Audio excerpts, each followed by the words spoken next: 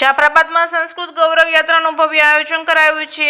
ગુજરાત સરકાર તથા ગુજરાત રાજ્ય સંસ્કૃત બોર્ડ દ્વારા માર્ગદર્શિત સંસ્કૃત સપ્તાહ અંતર્ગત જિલ્લા શિક્ષણ અધિકારી અને અમરેલી તથા જાફરાબાદ તાલુકા વહીવટી તંત્રના સહયોગથી જાફરાબાદ શહેરમાં સંસ્કૃત ગૌરવ યાત્રાનું આયોજન કરવામાં આવ્યું છે। આ કાર્યક્રમ અંતર્ગત ચોપાટી ઓડિટોરિયમ ખાવલ ખાતે સંસ્કૃત તજજ્ઞ માકડ સાહેબ દ્વારા સંસ્કૃત ભાષાના મહત્વ અંગે વિદ્યાર્થીઓને માર્ગદર્શન આપવામાં આવ્યું હતું। ત્યારબાદ ધારાસભ્ય હીરાભાઈ સોલંકી દ્વારા વિદ્યાર્થીઓને માર્ગદર્શિત કરવામાં આવ્યા હતા। કાર્યક્રમમાં ધારાસભ્ય હીરાભાઈ સોલંકી, મામલતદાર સાહેબ પ્રફુલભાઈ બારૈયા, પુરુષોત્તમભાઈ તેમજ ઉપસ્થિત મહાનુભાવોના હસ્તે લીલી ઝંડી આપી સંસ્કૃત ગૌરવ યાત્રાનો પ્રારંભ કરવામાં આવ્યો છે।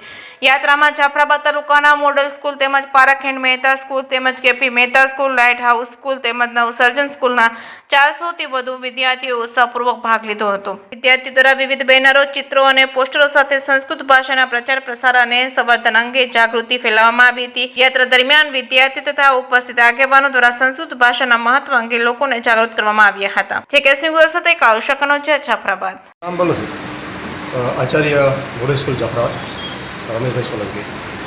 આજે આપણે જાફરા ટાઉન હોલથી સાગર શાળા સુધી સંસ્કૃત સપ્તાહ અંતર્ગત રેલીનું આયોજન કરેલું।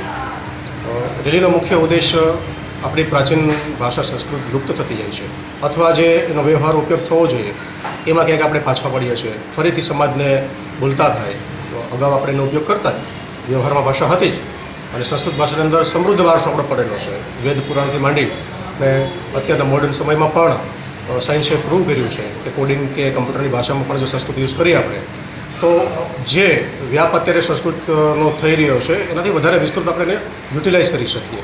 એ અંતર્ગત ગુજરાત સરકાર દ્વારા અને ગુજરાત સંસ્કૃત બોર્ડ દ્વારા તારીખ 25થી 31 ઓગસ્ટ સુધી સંસ્કૃત સપ્તાહનું આયોજન કરેલું છે। તેમાં શાળાઓ અને વહીવટી વિભાગ દ્વારા વિવિધ સ્પર્ધાઓ અને રેલીનું આયોજન કરેલું છે। એના એક ભાગ સ્વરૂપે આપણે આજે એક રેલીનું આયોજન કરેલ હતું।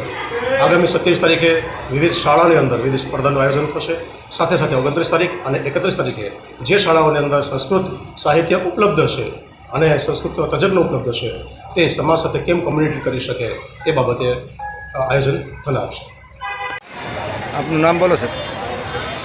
હું કેપી મહેતા સ્કૂલમાં પ્રિન્સિપાલ છું। આજરોજ નોડલ ઓફિસરની સૂચના પ્રમાણે સંસ્કૃત સપ્તાહનું રેલીનું આયોજન કરવામાં આવેલું, જેમાં ધારાસભ્યશ્રી, નગરપાલિકાના પ્રમુખશ્રી, તમામ પ્રિન્સિપાલોશ્રી અને રેલી અને સંસ્કૃત લેંગ્વેજ વિશે એમનો જાગૃતિ અને વધારે બાળકોનો ઉપયોગ થાય અને આપણી સંસ્કૃત લેંગ્વેજ જે છે એ પૌરાણિક અને જૂની ઇતિહાસની અંદર એની વ્યાખ્યાયિત કરેલ છે, એનો વધુ ઉપયોગ કરીએ